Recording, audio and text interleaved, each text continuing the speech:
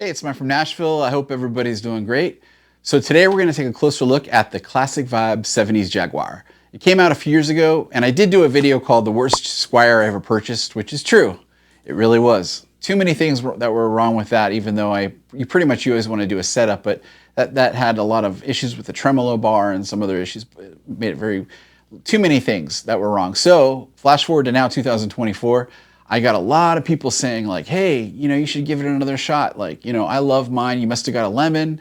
I even had somebody offer to purchase my shell pink one that I had on that video. So I thought, you know what? I'll give it another try. So I went on Chicago Music Exchange, and lo and behold, they had this. This is a Squire 70s Classic Vibe in blue sparkle. And I thought, well, that's cool. And I like the matching headstock. I think that's pretty cool.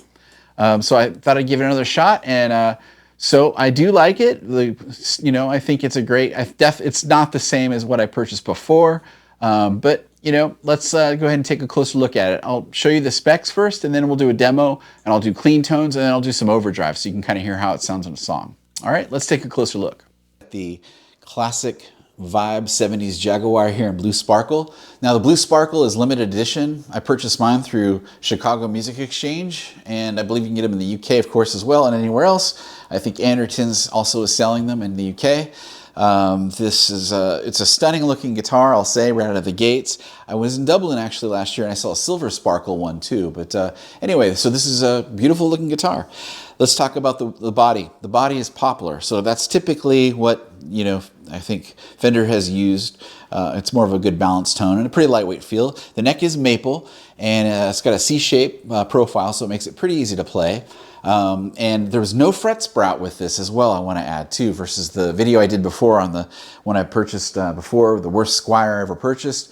That had a lot of fret sprout. This doesn't have any. It feels like a well-made, put-together guitar. It's got a 24-inch scale length, so it's shorter than most guitars. So the strings have a little bit of a looser feel, but you want to usually add about 11 gauge. I believe the heavier gauges on the shorter neck. I think that helps for tuning. My opinion, and just but you can put 10s. I think 10s are great too. And this is actually a 22 narrow. We got 22 narrow frets here, and it's a 9.5-inch radius fretboard, and it's got a bone nut, which is great. And let's talk about the electronics. The electronics, you have two Fender design Alnico single coil pickups, and both in the neck and the bridge positions. And another thing too, they're single coil, but you can always tell a Jaguar pickup because of the metal plating on the side versus like a Stratocaster single coil pickup. So that's something you should look out for. And it's actually, let's talk about the switching. The switching, you have this rhythm circuit here. When you switch it up, it actually is only this neck pickup, and it's volume and tone, and it's got its own circuitry. So even when you select down and then you're in the lead circuits here, it's a little brighter sounding down here. And even if I turn off, so you have your bridge on and off, your neck on and off. It's like a tone choke kind of like. So if it's on, it takes away a lot of the treble, and if it's off, it gives it a fuller sound, you could say. But if you just turn on the neck pickup, it's still going to sound different than if you have the rhythm, the rhythm circuit engaged. So very different. So my opinion is on the rhythm side, it sounds beautifully full. It really does its job. I really personally enjoy it. Love these pickups. I don't feel like there's any need to change them. And also too, you get your Mustang bridge, which is great because typically people swap those out. So the Mustang bridge is already there for you. And usually why people do that too, the Jaguar bridge has all these slots. So people complain about it getting out of whack or out of alignment there. And so you got your Mustang bridge, your non-locking tremolo. What that means is usually if you buy like an American vintage Jaguar or other Jaguars, they'll have a locking tremolo. Jazzmasters where you can lock it so you can't use the tremolo. But this doesn't have that. And I will say too, another thing I want you to know, that this tremolo is great in this. It's very smooth. The one that I purchased before, the pink one, it was clinking and pinking, and I had to like open it up and try to fix it. This thing came great out of the box, and the weight's not bad. Doesn't feel heavy, not too bad. And that's about it. Let's go ahead and check it out. All right, cool. So we had a closer look. Now let's hear how it sounds. I'm gonna play some clean tones here first, and I'll go through the controls, And then I'll go right to the overdrive, and I have a little backing track, just some drums and bass I put together so you can kind of hear how it sounds in a song. So let's check it out. So we'll start off with a bridge pickup.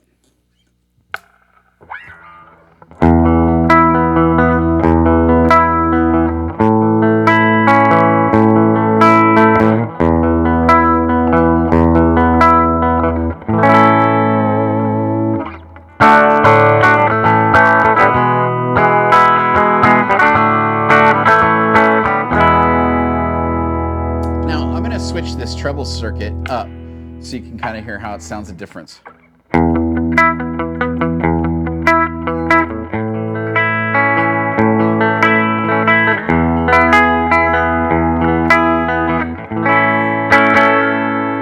Treble circuit down so you can hear.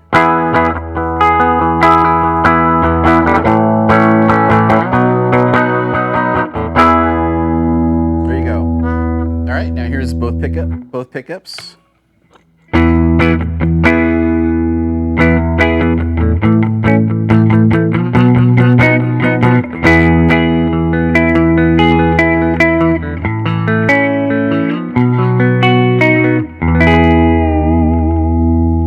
Just the neck pickup.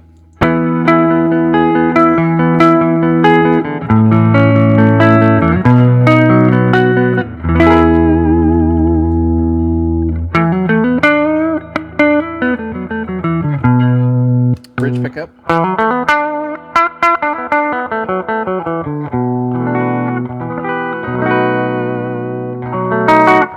Now let's go to the rhythm circuit here. The rhythm circuit is actually just this pickup, the neck pickup, and it's darker sounding. You have your volume and treble here, and it's different. It sounds different than if I engage the lead circuit down here and just do the neck pickup. So let's hear the difference. Here's I believe I have these on max. Here's the rhythm circuit.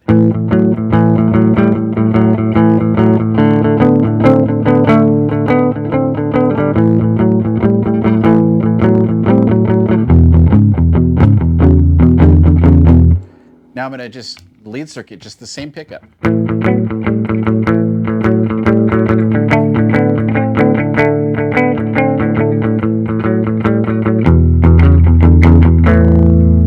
you can see it's a little brighter. So that's kind of it. Now let's do some overdrive, and I'm going to use a Paul Cochran Timmy pedal here. And I think the best sound is the bridge pickup here. With overdrive, so you get that twang.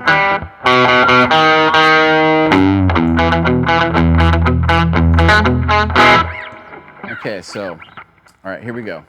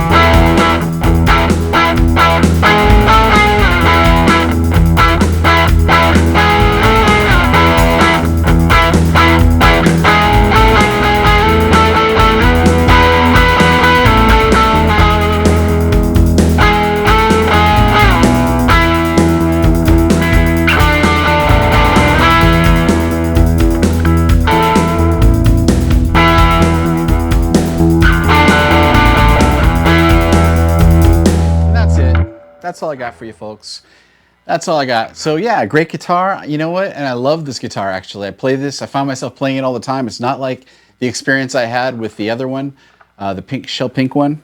And I really dig it. And I think you're gonna like it too. I think you're gonna love it. I think, you know, give Squire a shot. I'm a Gen Xer, so we have weird relationships with Squire, but I have a great one now. It's reestablished that relationship. Although my first Squire in 1989 was a Japanese Squire II, which is super cool. But anyway, those are probably really good actually nowadays, if you look at it, if you look back. Anyway, well, thank you for watching, and I hope that you got a lot out of this video, and I hope that you could, you know that this guitar, as Squire, has changed, and I think they got some great guitar gear out there, and I recommend this model. And I know they have a gold sparkle out there, limited edition as well, which is cool. And I don't think you need a limited edition color. I think they're gonna sound great. So yeah, good guitar.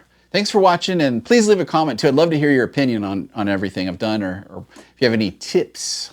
Tips are good too. So like tips like, don't do any more YouTube videos. All right, well, thanks for watching, and take care. I hope you all are safe, and be excellent to each other.